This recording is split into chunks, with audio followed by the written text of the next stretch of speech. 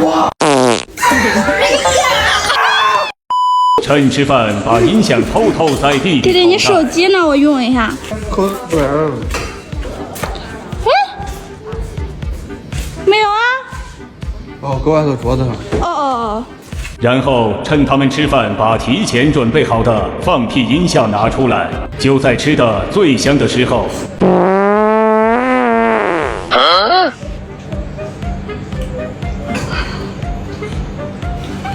你弄啥了？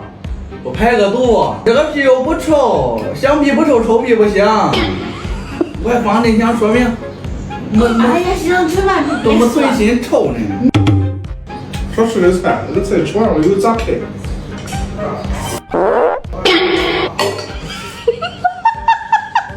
你真是有意思呀！你不吃别人还要吃呢。你能不能稍微憋着我在里头啊？他出不来。我都闻见个味儿，你们还没闻见？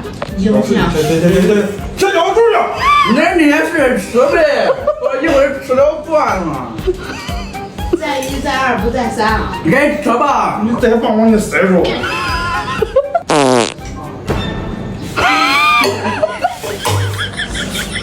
肠胃不好，上厕在那边。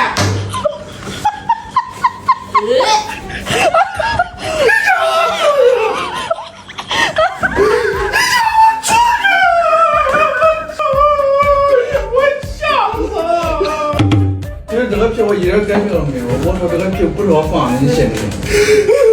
我放了，你叫我出去！我放了，你叫我出去！好了，别叫了，吃吧。我害怕。哎呀，不就是个屁吗？害怕啥？吃吧，吃吧。哎呦，至不至于。好了，吃吧。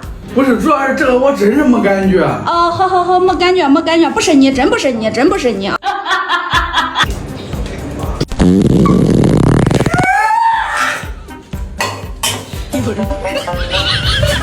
你有病啊！你搁这补的，你看你给他恶心的。你起来了，拿个出来。不是我，真不是我，真不是我，你问问呢？你快出来了！真不是我。哎呀！不是我，真不是我。你相信我，真不是我，真不是我，是不是他？就是他。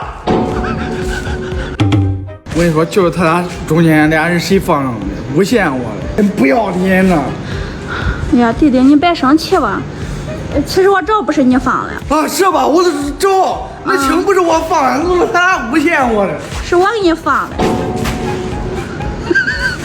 你不嘚儿，你不嘚儿，你说说你不嘚儿。